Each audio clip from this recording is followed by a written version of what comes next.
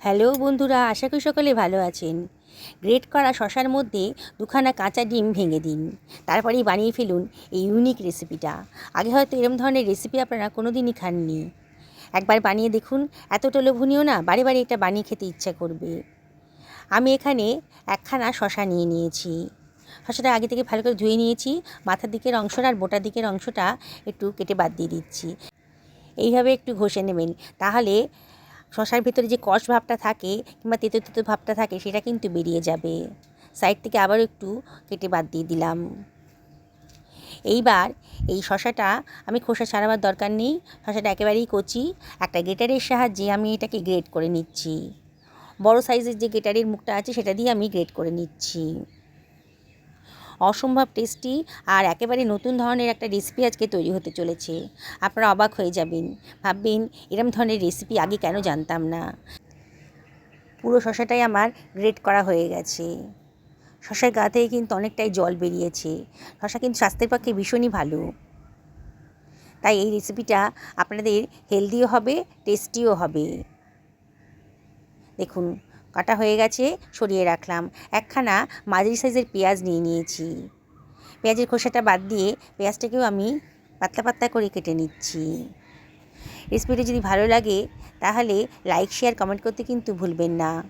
পুরনো বন্ধুদের অনেক ধন্যবাদ, তাদের সাপোর্টের জন্য এত দূর আসতে পেরেছি। তাও আপনাদেরকে রিকোয়েস্ট করব, রেসিপিটা ভালো লাগলে পরে লাইক করবেন, শেয়ার করবেন, আর অবশ্যই বন্ধুবান্ধব আত্মীয়স্বজনের মধ্যে শেয়ার করবেন। দেখুন সুন্দর করে ঝিরিঝিরি করে কাটা হয়ে গেছে, সরিয়ে রাখলাম। কতগুলো কাঁচা লঙ্কা নিয়ে নিয়েছি, কাঁচা লঙ্কাগুলোকেও আমি ঝিরিঝিরি করে কেটে নিচ্ছি। কাটা হয়ে গেছে, সরিয়ে রাখলাম। এবার গ্রেট করা শশার মধ্যে আমি ভেঙে দিচ্ছি ডিম। আমি এখানে দুখানা ডিম দিয়েছি, একটা শশার জন্য দুখানা ডিম দিয়েছি। আপনারা যদি শশার পরিমাণটা বাড়ান তাহলে ডিমের পরিমাণটাও বাড়িয়ে দেবেন। একেবারে নতুন ধরনের রেসিপি, আপনারা অবাক হয়ে যাবেন যে আগে কেন জানতাম না এই ধরনের রেসিপি। এতটাই টেস্টি, বাড়ির ছোট থেকে বড় সবাই কিন্তু খুব মজা করে খাবে। দেখুন এবারে আমি এর ভেতর দিয়ে দিচ্ছি ঝিরি করে কেটে রাখা পেঁয়াজটা, কাঁচা লঙ্কা কুচিটাও দিয়ে দিলাম। লঙ্কাটা নিজেদের পছন্দ মতো দেবেন, বাচ্চাদের জন্য বানালে লঙ্কার পরিমাণটা কমিয়ে দেবেন কিংবা অ্যাভয়েড করবেন। হাফ টেবিল চামচ লবণও দিয়ে দিলাম। এবারে 1 টেবিল চামচ মতো গোলমরিচের গুঁড়ো দিলাম, দারুণ সুন্দর একটা ফ্লেভার আসবে। 1/4 টেবিল চামচ মতো লঙ্কার গুঁড়োও দিলাম। আগেই বলেছি লঙ্কাটা কিন্তু নিজেদের পছন্দ মতো দেবেন। এইবারে আমি একটা কাঁটা চামচের সাহায্যে সব কিছু খুব ভালো করে মিশিয়ে নিচ্ছি। খুব ভালো করে মিশিয়ে নেবেন, তাহলে মশলাটার সাথে ডিমগুলো ভালো করে মিশে যাবে। যেসব বন্ধুরা রেসিপিটা দেখছেন অথচ এখনও আমাকে সাবস্ক্রাইব করেননি, তাদের কাছে আমি একান্ত রিকোয়েস্ট করব আমার চ্যানেলটা সাবস্ক্রাইব করার জন্যে। পাশে থাকা বেল আইকনটা অবশ্যই ক্লিক করে দেবেন, তাহলে আমার আনা নোটিফিকেশানটা আপনারা চটজলদি পেয়ে যাবেন। আর যেসব বন্ধুরা ফেসবুক থেকে দেখছেন তাদেরকে আমি রিকোয়েস্ট করব আমার পেজটা ফলো করার জন্যে। খুব সুন্দর করে মেশানোটা হয়ে গেছে। এবার আমি এর ভেতরে দিয়ে দিচ্ছি 1 টেবিল চামচ মতো বেসন। দিয়ে বেসনটা দিয়ে আবারও খুব ভালো করে মিশিয়ে নিতে হবে, খুব ভালো করে ফেটিয়ে নিতে হবে। 2 থেকে 3 মিনিট কিন্তু এভাবে ফেটিয়ে নেবে, নাহলে বেসনটা দলা দলা হয়ে থাকবে, তখন খেতে ভালো লাগবে না। বেসনটা দিলাম বাইন্ডিংসের কাজ করবে। দেখুন খুব সুন্দর করে এটা মিশে গেছে বেসনটা ডিমের সাথে, কোনো ঝামেলা নেই। হয়ে গেছে, এবার এটাকে আমি সরিয়ে রাখছি। আমি একটা ফ্রাই প্যান গরম করতে দিয়ে দিয়েছি। এর ভেতরে দিয়ে দিচ্ছি 1.5 টেবিল চামচ মতন সাদা তেল। ভালো করে ফ্রাই প্যানের গায়ে তেলটা মাখিয়ে নেব আর তেলটাও গরম করে নেব। এইবার ফেটিয়ে রাখা ডিমটা আমি দিয়ে দিচ্ছি, পুরো ডিমটাই আমি দিয়ে দিলাম।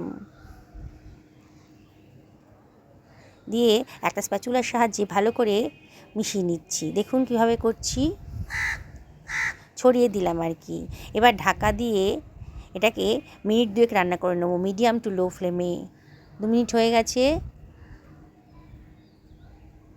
এখনও আমি নিচের পোর্শনটা দেখেই মনে হচ্ছে হয়ে গেছে। এবার আমি সাইড দিয়ে মাঝখান দিয়ে কেটে নিচ্ছি, তাহলে আমার উল্টাতে সুবিধা হবে। বললাম তো কোনো ঝামেলা ছাড়াই আজকের এই রেসিপিটা বানানো হয়ে যাবে। স্প্যাচুলার সাহায্যে আমি এটাকে টুকরো টুকরো করে দেব। কত সহজভাবেই বানানো হয়ে যাচ্ছে। বা এটা বাচ্চাদের সকালে জলখাবার, স্কুলের টিফিন, হাজব্যান্ডের লাঞ্চ বক্সেও দিতে পারেন।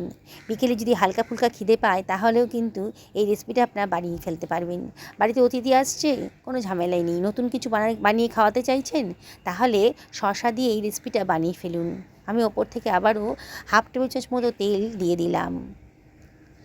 অতিথিদের জন্য এই রেসিপিটা যদি বানিয়ে খাওয়ান না, তাহলে কিন্তু তারা অবাক হয়ে যাবে, বিশ্বাসই করতে পারবেন না শসা দিয়ে আপনি এই এত সুন্দর একটা রেসিপি বানিয়েছেন। একেবারে নতুন স্বাদের রেসিপি।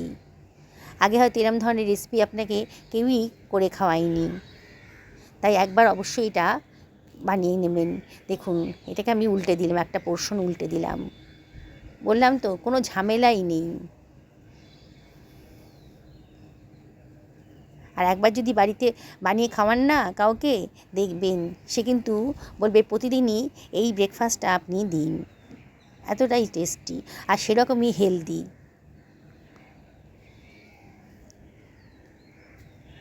একটা শসা থাকলেই কিন্তু আপনি এই রেসিপিটা বানিয়ে ফেলতে পারবেন। আমি সবগুলোকে উল্টে পাল্টে এগুলোকে নিচের পোর্শনটাকে ভালো করে ভেজে নেব। দেখুন, নিচের পোর্শনটা কিন্তু ভালো করে ভাজা হয়ে গেছে। এবার উল্টে দিয়ে আবারও অপর পিঠটাও ভালো করে ভেজে নিচ্ছি। একটু চেপে চেপে ধরবেন, তাহলে আর কাঁচা ভাবটা একেবারেই থাকবে না। উল্টে পাল্টে খুব ভালো করে ভাজা হয়ে গেছে। আমি এগুলোকে একটা অন্য প্লেটের ভেতর সরিয়ে রাখছি। দেখছেন তো বন্ধুরা, শসা দিয়ে কত মজার একটা রেসিপি আজকে বানিয়ে ফেললাম। আপনারা তো শসার নানান ধরনের রেসিপি বানিয়ে খেয়েছেন। একদিন আমার মতন করে এইভাবে রেসিপি বানিয়ে নিন, দেখবেন এটাই মনে হবে একেবারে সেরার সেরা। আমি একটা সার্ভিং প্লেটে এগুলোকে সার্ভ করে দিচ্ছি। না বলে দিলে কিন্তু কেউ বুঝতেই পারবে না যে শসা দিয়ে আপনি এটা বানিয়েছেন। এতটাই টেস্টি, হেলদি আর পকেট ফ্রেন্ডলিও বটে। সবগুলো আমার সার্ভ করা হয়ে গেছে। দেখুন, দেখতেই খেতে ইচ্ছে করবে। আমি একটু সেজওয়ান সস ওপর থেকে দিয়ে দিচ্ছি, আরও চটপটা হবে, আরও লোভনীয় হবে। বললাম তো, বাড়িতে অতিথি এলে আর কোনো চিন্তাই করতে হবে না, এই রেসিপিটা বানিয়ে দিন। হোটেল রেস্টুরেন্ট থেকে আনতে গেলে কিন্তু অনেক খরচ পড়ে যেত, আর কত সামান্য খরচে অল্প সময়ের ভেতর দারুণ স্বাদের এই রেসিপিটা খেয়ে কিন্তু আপনার অতিথিটা আপনার প্রশংসারই করবে। সেজওয়ান সসটা খুব ভালো করে আমি মাখিয়ে নিলাম। এবার দিয়ে দিচ্ছি একটুখানি টমেটো সস, আরও চটপটা বানানোর জন্যে, আরও টেস্টি বানানোর জন্যে। আপনাদের যদি মনে হয় এগুলো ছাড়া খাবেন, তাহলেও কিন্তু সুন্দর খেতে লাগবে।